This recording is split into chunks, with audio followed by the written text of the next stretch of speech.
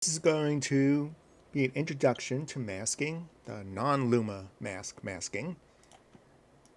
This is the final composition. I'm going to pre-comp these two things. I'm throwing out the title for now.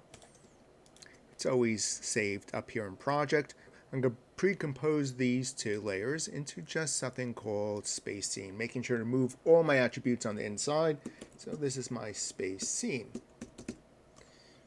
And the space scene, just like before, things orbiting around one another with the background and the glow. Next, I have this PNG file without any alpha in it, and I want to knock a hole in here to see the space scene, and then push the camera into both.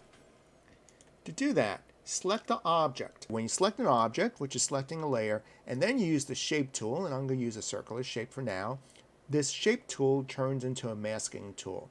Holding down the shift key and dragging out, and there's a hole for now. But it gave me the opposite of what I needed. Going to that image layer, here's the mask that has been added to it, and just clicking on inverted. And there's my hole for my viewport looking outside. I want to move this mask over. I'm going to select the path and then use the move tool and the keys on the keyboard to just move it up and down, left and right. If you deselected and you want to get back to moving the mask, just go under the layer here, click on mask, all the points are selected, and then you can move them over. There's other options on the mask that will be covered, such as feathering. So maybe it's a viewport that just opens up like that, which is nice. The opacity, no opacity, we see the whole scene, 100% opacity, we can see through it, and the expansion of the path to grow it, which would be another way to open this up, like that, which I think I'm going to do for animation. So starting way down here with expansion, clicking on the stopwatch, going forward 10 frames, and then just dragging that slider, increasing the values of the pixels until I hit the edge like this. And now here's this animation.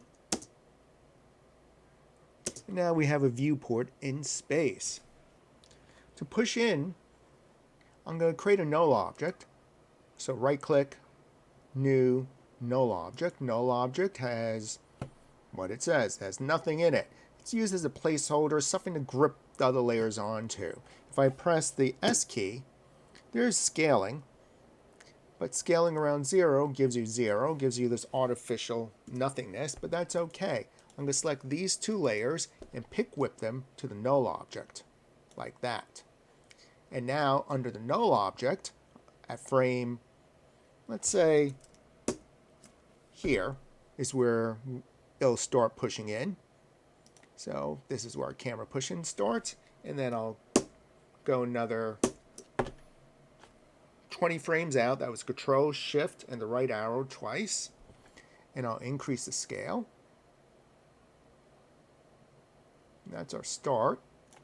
Now I just have to reposition it. So it opens up, pushes in, and probably should do both at the same time, opening up and pushing in. Fix that in a moment by selecting these two keys and just dragging them off to the left side like this. So now the push in or the scaling null starts sooner, like that. So you got one action happening and then the other action starting. A little overlapping of actions helps smooth out animations. And then the final thing is the centering of the image, which would be starting where the scale starts right here. I'm going to press the P for position for that null object, like that. I'll then press the U key on that null object twice to expose all the keys, and my next position point will be over here. So clicking this arrow on the scale property will jump the playback head to the next scale moment, which means when I move this with the arrow key down, since this layer, null object layer is selected, it's in focus, so now I could just push it down. I'll hold down the shift key to move it down by 10s. And maybe I'll move it over to recenter it visually, like this. And that's our animation. We can add easing. And I'll ease in the scale, selecting the scale key, right click, keyframe assistant, ease in. Let's take a look at that. Maybe the opening of the viewport can happen a little quicker. I'll go back to the spaceport layer, press the U key, and I'll also maybe add a keyframe assistant, ease in, and drag that a little quicker, like that.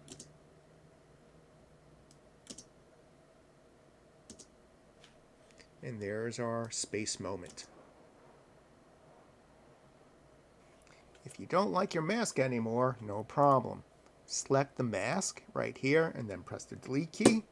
Now you could go back to masking. Maybe you want to try a different shape. How about that star shape? I see that right there. So maybe I have a star mask. And then clicking on inverted, moving it to the center.